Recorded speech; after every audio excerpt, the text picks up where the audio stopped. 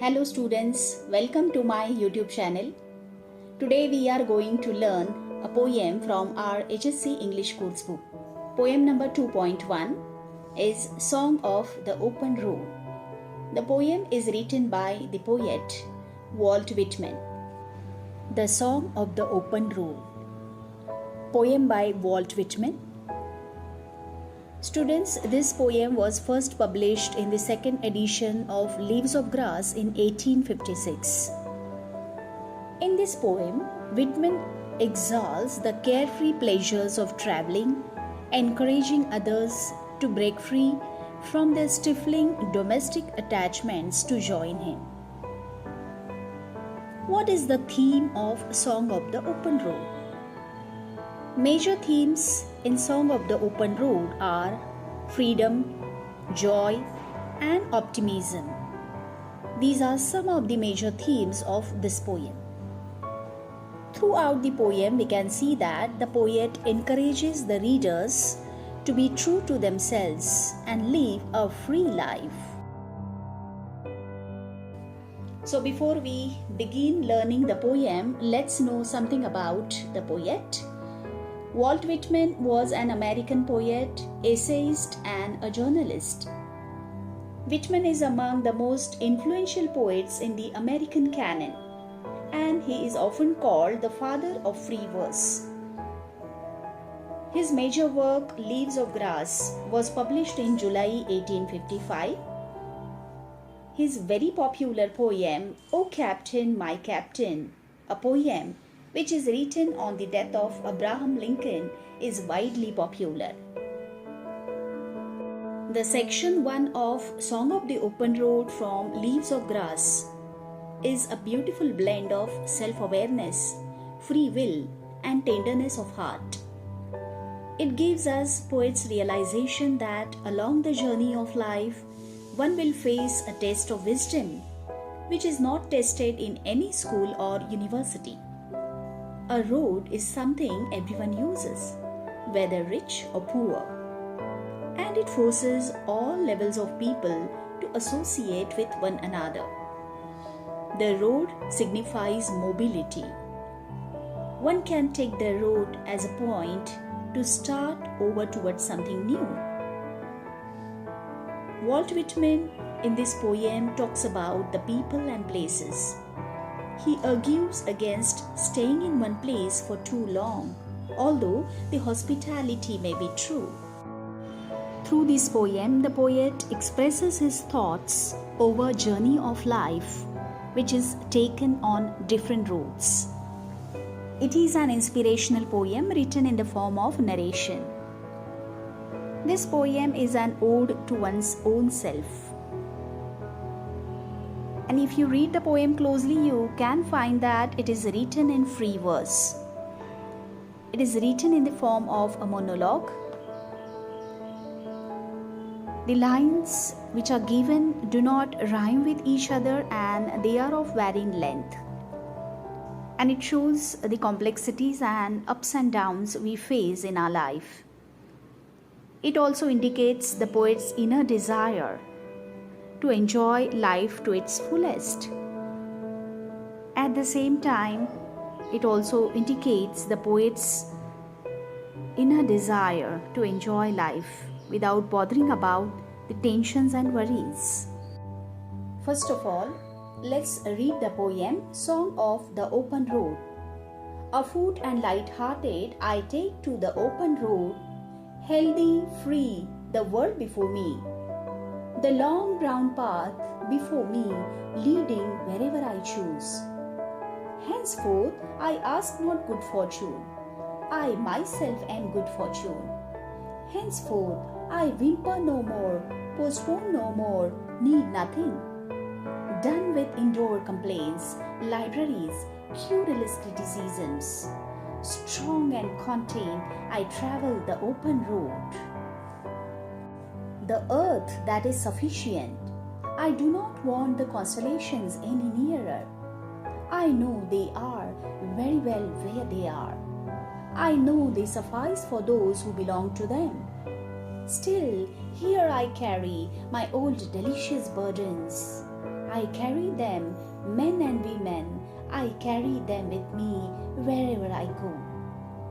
I swear it is impossible for me to get rid of them. I am filled with them and I will feel them in return. Students, after reading the poem, you might have noticed that throughout the poem, the poet has mentioned himself as I. So he himself is narrating through this poem and talking to us. He's telling us about his own journey. When he says that, afoot and light-hearted, I take to the open road. Healthy, free, the world before me. So I here means the poet. He begins his journey on the open road with a very happy and a cheerful attitude. And he feels that the entire world seems very healthy, very free. The long brown path before me leading wherever I choose. So wherever I decide to go, wherever I choose to go, I can see that the brown path, which is long, it automatically leads me wherever I want to go. Henceforth, I ask not good fortune. Henceforth here means therefore or so. So therefore, the poet does not ask for good fortune. He does not ask for good luck. Why? Because he considers himself to be very lucky. He believes himself to be very fortunate. Henceforth, I whimper no more, postpone no more, need nothing. So through these lines, we can see that the poet has got a very content and satisfying nature. And therefore, he does not complain. He does not have complaining attitude. He does not postpone anything. And he doesn't need anything in his own life. Why? Because he is very happy and satisfied with whatever he has. Done with indoor complaints, libraries and querulous criticisms.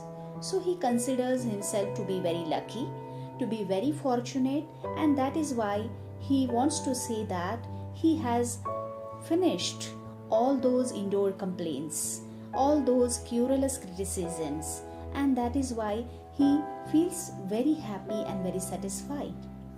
Strong and content, I travel the open road. So when I begin my journey, when I start traveling, I feel very strong and content. In the third stanza, the poet makes reference to the earth and stars.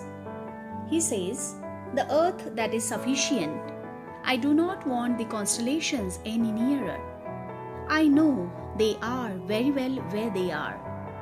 I know they suffice for those who belong to them. Here, the poet seems to separate himself from others. He says that the earth is fine the way it is. He does not wish to be any closer to the stars than he already is. He knows that they are fine where they are, and they are good enough for those who belong to them. Now what do we notice here is this last line is in strong contrast to the rest of the poem, where the poet emphasizes his free will and independence.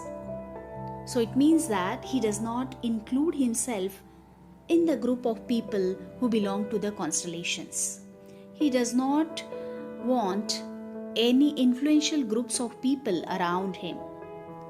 And so he says that he does not belong to them because he does not need them.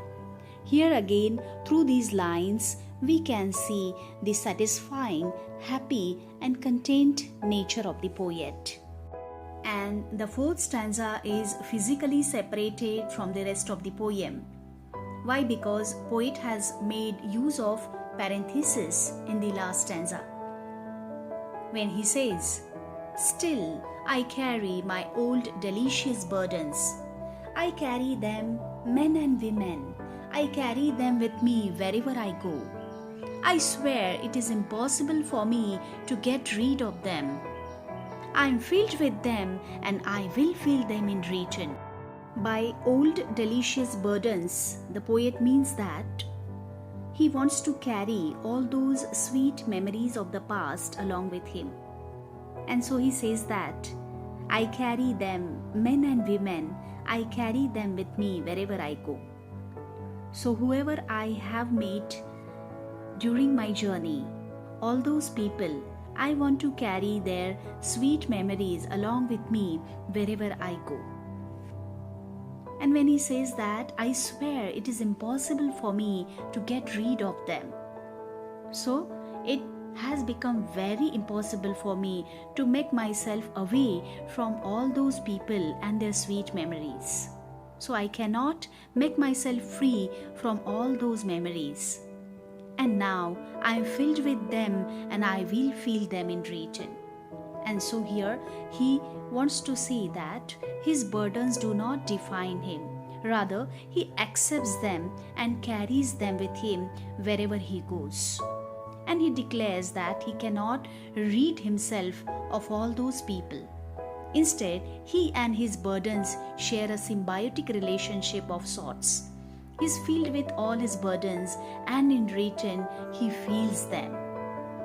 In other words, we can understand that the poet wants to complete his life with all those pleasant memories of all those people, whoever he has met during his journey.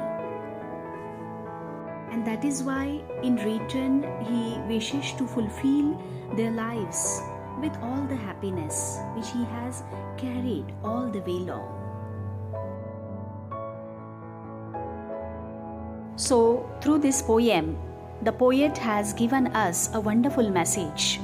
That is, to be optimistic and happy in all the situations. We have everything, including freedom and opportunities. The poet encourages us to enjoy the life in healthy and free world. The poet motivates us to fill our heart with immense pleasure.